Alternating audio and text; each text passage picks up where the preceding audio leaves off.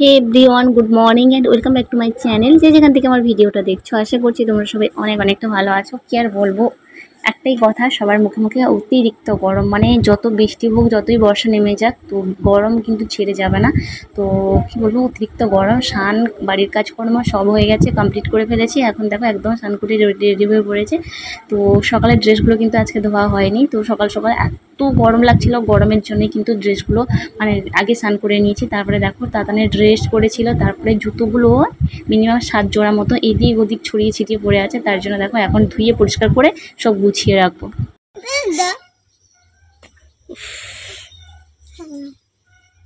কি অবস্থা!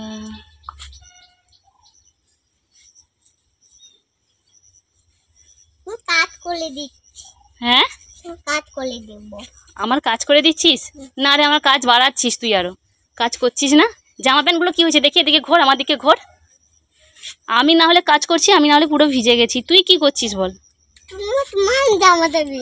আমার জামা ভিজেছে, আমি কাজ করছি। তুমি কি করছো বলো? কাজের থেকে অকাজ বেশি করছো তুমি।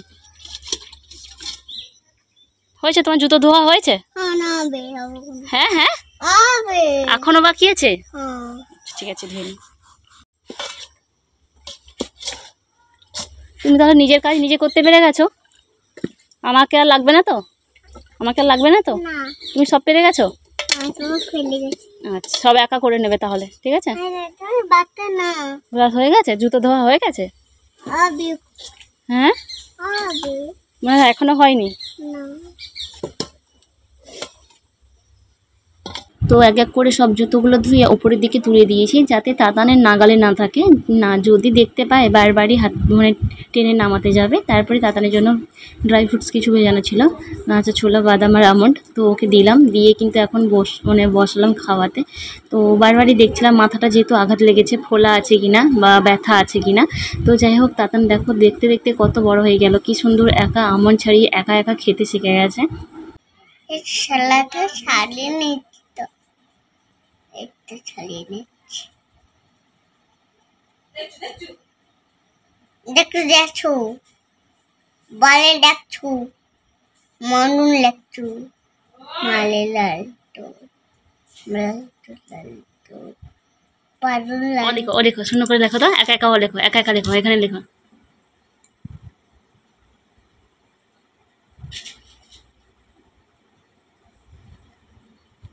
ঘাঁটি দাও।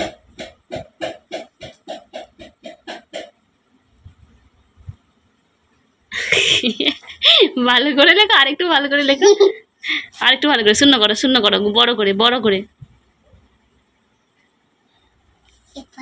ভালো করে লেখো। হচ্ছে না তো, ঠিক করে হচ্ছে না, ঠিক করে লেখো। আগে এখানে যে লিখেছিলে, এখানে যে লিখেছিলে, এই যে লিখেছো, এই যে এত সুন্দর করে অ লিখেছো, এখানে একটা, এখানে একটা লিখেছো, সব যে লিখেছো। হ্যাঁ, এ লিখে দাও তো, এ লেখাও তো, এ ফর আপেলটা লিখে দাও তো, A for apple, A for apple করো। হ্যাঁ,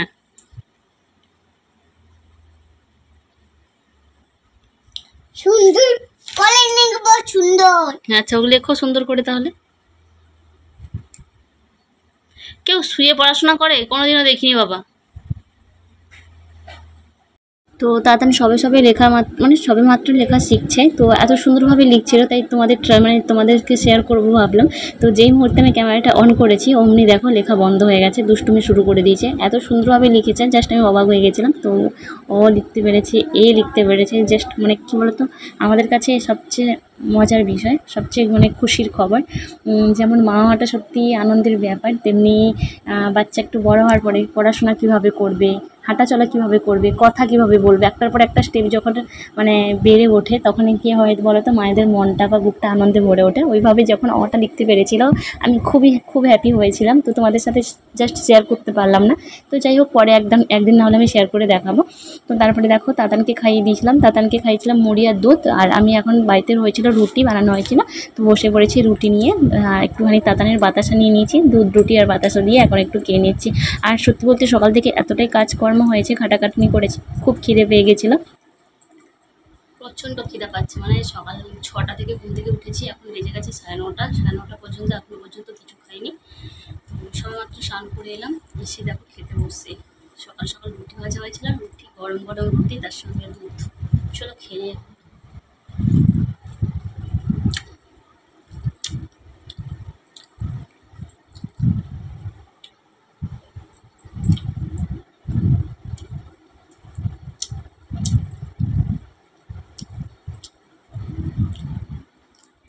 তো কৌটো থেকে বাতাসা নেওয়ার সময় দেখলাম বাতাসাতে ভালোই পিঁপড়ে হয়েছে, তার জন্য দেখো এখন আমি ওই বাতাসাগুলো রোদের মধ্যে দিয়েছি আর চিড়েগুলো রোদের মধ্যে দিয়েছি। তো চিড়ে বাতাসা যেহেতু এক জায়গাতে ছিল আর পিঁপড়ে হয়ে গেলে তো জানো একটাতে হওয়া মানে প্রত্যেকটা জিনিসই পিঁপড়ে হয়ে যাবে, তার জন্য সবটা ভালো করে ওইভাবে রোদে দিয়ে দিয়েছি। রোদ্দুর লেগে গেলে পিঁপড়েগুলো ছেড়ে যাবে, তখন আবার কৌটোতে ভালো করে ঢুকিয়ে রেখে দেবো যাতে আবার পিঁপড়ে না হয়।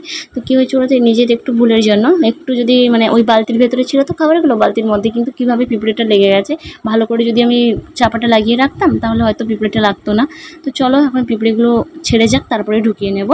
আজকে না সকাল সকাল বাবা ঘুম থেকে উঠে আর মাছগুলো এতটাই বিচ্ছু আছে, মানে সকাল সকাল যদি জাল দেওয়া হয় মাছের মানে মাছ কি বলবো, মাছ খেয়ে খাওয়া যায় না, বাকির মধ্যে ঢুকিয়ে রাখতে হয় এক্সট্রাভাবে মাছ। মানে সকালের দিকটা যেহেতু মাছ পুকুরে খেলা করে তো সকাল সকাল মাছটা কিন্তু পড়ে যায়, আর দুপুর বা একটু রোদ্দুর হয়ে গেলে রোদ্দুরের দিকটাতে কিন্তু মাছ একদমই ধরা দেয় না, তো পাত্তা দেয় না বলতে পারো। তো একদিন যখন সকাল সকাল বাবা না জাল দিয়ে দুপুরের দিকটাতে জাল দিতে যায় না, মাছ তো একদমই পড়ে না, অপেক্ষায় বসে বসে হয় ডাল রান্না করতে হয়, নাহলে নিরামিষ খাবার খেতে হয়। যাই হোক আজকে কিন্তু সকাল সকাল মাছটা ধরে দিয়েছিল বাবা। তো এখন দেখো মাছ কেটে লবণ মাখিয়ে রেখে দেবো, তারপরে রান্নাটাও করে নেব। আর কাল থেকে না কড়াইয়ের মধ্যে তেল জমা হয়ে পড়ে আছে, পাঁপড় ভাজা করব বলে দোকানে পাঁপড় আনতে পাঠালাম। তো চিপস ভাজছিলাম, চিপস ভাজার পরে মানে অল্প একটুখানি তেল বেঁচেছিল, তো আমি আমার ননদকে পাঠালাম চিপস নিয়ে আসার জন্য, পাঁপড় নিয়ে আসার জন্য, ও দোকানে পায়নি। তো তার জন্য ভাবলাম যেহেতু কড়াইটার মধ্যে তেল আছে মাছগুলো ভেজে একদম রান্নাটাও বসিয়ে দিই, আর এমনিতেও 10টা বেজে গেছে। তো মাছটা ভাজতে ভাজতে ওইদিকে একটা একটা করে সবজি কাটবো আর মশলা করে তাড়াতাড়ি করে রান্নাটা করে নেব। তো চলো মাছগুলো একটা একটা করে ভেজে নিই।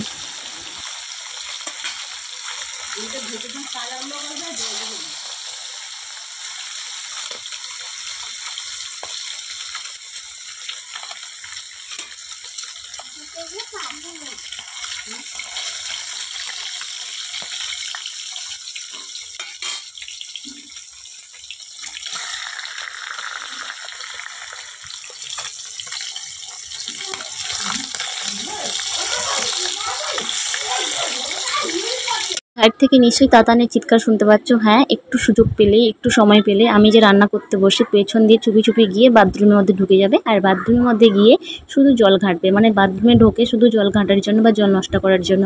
আর সাবানটাকে নিয়ে সারা গায়ে মানে মেখে নেবে, ও তো আর বোঝে না সকাল কোনটা দুপুর কোনটা বা স্নান করার টাইম কোনটা। তো যাই হোক করে রান্না টান্নাগুলো সেরে এসে দেখো তাতানকে এখন স্নান করে নিয়ে এসেছি, পুরো মানে তেল লাগাতেই দেয়নি, সাবান মেখে পুরো ভূত হয়ে দাঁড়িয়েছিল, তার জন্য কিন্তু ওকে স্নান করিয়ে নিয়ে চলে এসেছি। তো রান্নাও ওইদিকে আমার কমপ্লিট হয়ে গেছে, তাতানের জিরে ঝোল করেছি, আমাদের টক করেছি, শাকের তরকারি করেছি। তো চলো তাতানকে এখন ড্রেসটা পরিয়ে দিই। এখন সন্ধেবেলা মা ছেলে কি করছি বলো তো, দাদান গিয়েছিল দোকানের দিকে, ওকে নিয়ে এলাম।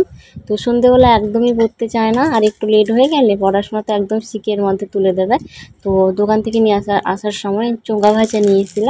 আমি কিন্তু কাল রাতে এই চোঙা ভাজা করেছি, আর চিপস মানে ওই ব্যাডমিন্টনসগুলো হয় না ওই লাভ পারে ওগুলো ভেজেছিলাম রেখেছিলাম, ওগুলো ঘরে জাস্ট পড়ে আছে।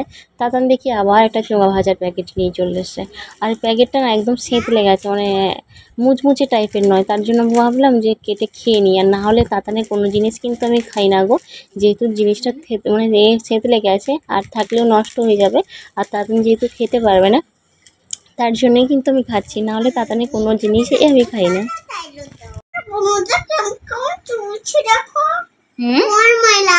কি হয়েছে? তোমার বুনু। তোমার বুনু। তোমার বুনু। তোমার বুনু। এগুলো সব গুছিয়ে রাখো, বইগুলো সব গুছাও। এগুলো যে টেনেছিস এগুলো কে ধরে দেবে আমাকে বল? কে করে দেবে, কে ক্লিন করে দেবে? কত সব পুতুল টেনে বের করে দিয়েছে। হ্যাঁ গুছিয়ে রাখ, গুছিয়ে রাখ, গুছা। এটা সব টয়েস, ওটা সব টয়েস। পড়তে বসিয়েছিলাম জাস্ট ক্ষণিকের জন্য, বাইরে গেছিলাম। দেখো সব পুতুলগুলো টেনে কী অবস্থা করে দিয়েছে। তো আমার হাতে গোনা কয়েকটা জিনিস যেটা আমি অনেক রাত জেগে জেগে একসময় বানিয়েছিলাম, তাতান যখন হয়নি, মানে তাতান আসেইনি তখন প্রায়, তো তখন আমি প্রচণ্ড রাত জাগতাম, ঘুম আসতো না। তখন দেখো এইসবগুলো বানিয়েছিলাম, অনেক কিছু বানিয়েছিলাম। তো হাতে ওই যে ঝুলনগুলো হয় না, হাতে অনেকগুলো বানিয়েছিলাম। তো সবার পছন্দ। এই যে দেখো এটা আমার একটা রেখেছি আমি। তো অনেককেই বানিয়ে দিয়েছি। তো আমার খুব একটা পছন্দের জিনিস। এখন আর জড়িয়ে মুড়িয়ে অবস্থা খারাপ হয়ে পড়ে আছে। তো যাই হোক দেখো কত সব টয়েস বের করে ফেলেছে। প্রত্যেকটা দিন গো, একদিন দুদিন ছাড়া আমাকে এইভাবে প্রত্যেকটা দিন হ্যারাসমেন্টে পড়তে হয় আর গুছিয়ে পরিষ্কার করতে হয়। এগুলো টেনে বের করে দিয়েছিল, ওইগুলো জাস্ট গুছিয়ে উঠলাম। এখনও রাতে রান্নাবান্না বাকি আছে। রাতের বলতে বাবা নিয়ে এসে চিকেন, তো চিকেন বানাবো। তারপর জাস্ট গুছিয়ে উঠলাম, পুরো টেনে ফাঁকা করে দিয়েছিল। তো চলো বন্ধুরা, যাই হোক আজকে ব্লগটা আমি এখানেই শেষ করছি। সবাই ভালো থেকো, সুস্থ থেকো। দেখা হবে নেক্সট কোনো ব্লগ ভিডিওর সাথে। আজকে মতো টাটা বন্ধুরা।